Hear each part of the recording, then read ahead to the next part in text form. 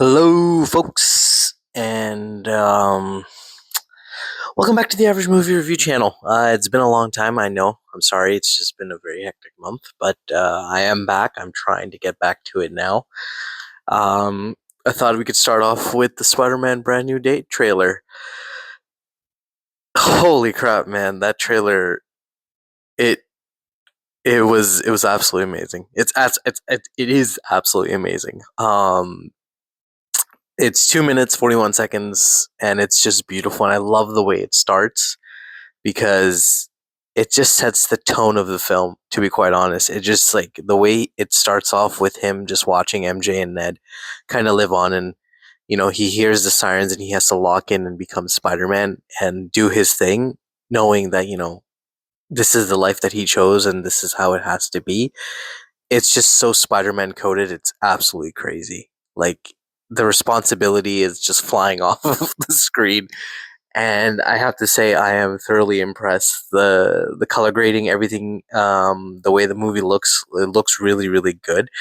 I will say though, when he pulls down his mask, it doesn't seem a little natural, and it could be just because we see so much AI shit now.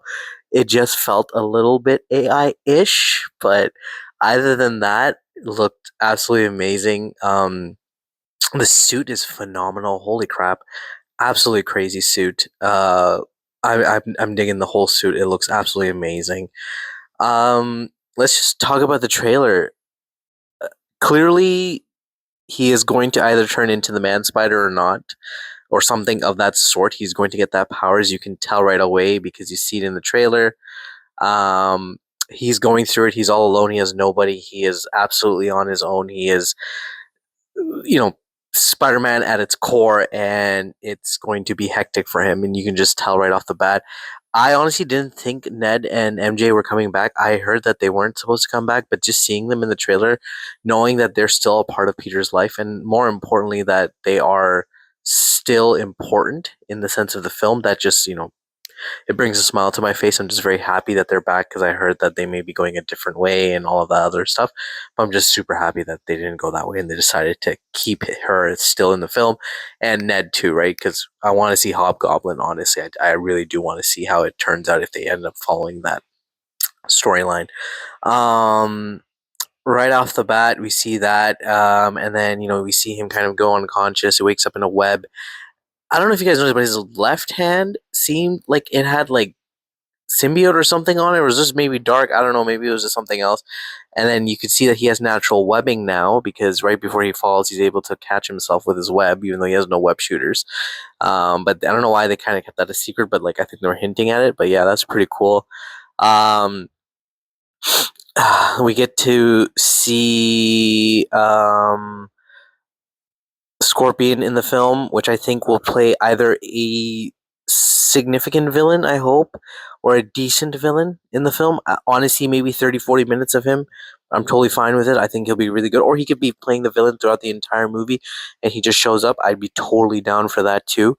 We get to see him and he looks amazing. Freaking amazing. Holy shit. Gargan looks awesome. I'm super excited to see that. I'm so glad that that post credit scene actually went somewhere. Um, I know I'm flying all over the place. There's so much to talk about, but what else do we get to see? We get to see the cocoon. We get to see him trying out his new powers. What seems like him kind of using the slingshot, but other people are saying he might be fighting somebody and someone will be throwing him. I don't know. It could be either or. We get to see how his powers have enhanced. His senses have enhanced too. A little water drop kind of sends him into like a crazy like headache, and like he can feel everything and sense everything. And what I loved about that scene though is the suit looks amazing. Oh my god, it's like not even like you can tell it's not CGI. It's like a real suit, and it's just really, man, it just makes me so happy. We can see Frank. Who would have thought, huh? If you told a kid that, if you told me a couple of years ago that we would get Punisher and Spider Man in one film, I probably would have been like, yeah, you're crazy. But here we are. Here we are. We made it. I can't believe it. And he seems to have a pretty decent role. I don't think he's going to be in it just for 5 minutes. I think he's going to be in it for the entire film, quite a bit because we do get to see him again in the trailer again. And if they're following that man spider story as well, like Frank is the one that kind of stops him after he turns into the full form, which again I don't know if that's going to happen. We get a narration by Keith Davidson, who I think I know, like I've read, but it could be Doctor Connors explaining the evolution of a spider, and I think that would be really, really, really cool.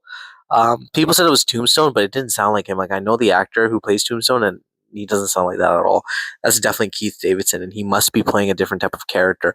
I I genuinely think he's playing Doctor Connors, which would be awesome, and it'd be so cool to see him play that character.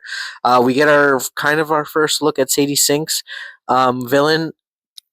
People are convinced it's Jean Grey. I don't understand why it would be Jean Grey.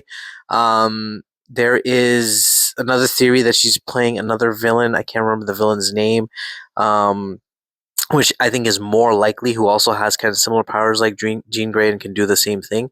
So I don't know why people are like hell bent that that's Jean Grey, that's Jean Grey, but I don't think that's Jean Grey. I think that's just um, Sadie Sink playing that other villain or a different type of villain, which is why I'm kind of hoping. But I also kind of do hope maybe she could be Jean Grey, because I think she'd be a fantastic Jean Grey. I think she's a fantastic actress, and I think she'll do really well. We get to see that she has the powers of mind control, right? So we get to see that. We get the little montage of superhero villains, right? Tarantula, Boomerang Man. I think that's probably going to be the first 5 minutes of the film, just showing what's happening, because it's set 4 years after No Way Home, so it's been quite some time. So that would be pretty cool as well. We get to see Mr. Esfandi playing his character of, I think his name is, I can't remember what the character's name is, but he seems to be the love interest of Zendaya or MJ. Again, that broke my heart seeing Tom Holland do that, because that's Tom Holland's wife now. All right, that's his wife, so I can only imagine how much he must have felt. He probably put all of it. That's all real feelings. The way he looked at Zendaya and that guy, and he's just like, "This motherfucker touching my wife." So that was pretty cool. Yeah, man, I am. What else? Oh, we got to see the hand, which I think that Charlie Cox came on. What do you call it? Jimmy Kimmel and said he's not in the film. I doubt that. I think he's in the film, buddy. I think he's in the film. The last scene right before it, where they're fighting, where Spider-Man is fighting the hand, is kind of similar to the scene where he was fighting the three villains in No Way Home, and they CGI'd out Toby and Andrew. I think like they probably CGI'd out Daredevil and somebody else, maybe the Hulk. Everyone's saying we've seen it before. I don't know. It could be true. Who knows? We do get to see Banner. It's great to see him back, but I don't know if he's going to turn into the Hulk. Some people are saying he's supposed to be turning back into Savage Hulk, which would be freaking awesome. I'd love that. I'm sick and tired of Smart Banner. I don't care for it, to be quite honest. I just want to see Hulk smash shit. Um, yeah, and what else in that trailer? We got to see some recreations of epic comic book covers through the little montage of the villains of Tarantula and thing. That was pretty cool. We got to see him fight the Hand a little bit, which looks awesome. He seems to be much more stronger. His eyes do go black, just like in the comic or in that show, the Spider-Man the '90s series, where before he turns into the what do you call it, the Man Spider. Now, some people are saying that could be Venom. I don't know. I think it's the Man Spider story, which would be really cool. But yeah, it looks amazing. The color grading is great. The direction looks good. You can tell that most of it is not CGI. There's like you can see the shots that they shot, when they were shooting the film, and I'm super excited for it. I think honestly, with Daredevil coming back next week and this trailer being released right now, like, and with all the four trailers of Doomsday, I can honestly say like Marvel might be onto something here, because they've got people hyped. Like in 2 days or one day, that trailer has received over 715 million views, which is the highest of all time. Like, so you can tell like the love for Spider-Man is there, and I love the little marketing trick too that they did, where they were releasing parts of the trailers throughout the entire day on Tuesday, and then the Wednesday yesterday they released the trailer completely. Again, freaking phenomenal job there. I generally think it's a little dig towards the guys who leaked the trailer. It was just like a little thing towards them that like we could do this too. So that was pretty sick as well. But yeah, man, I think phenomenal trailer. I'm super excited. I'd love to hear from you guys what you guys think, and I will catch you, I guess, on the next one.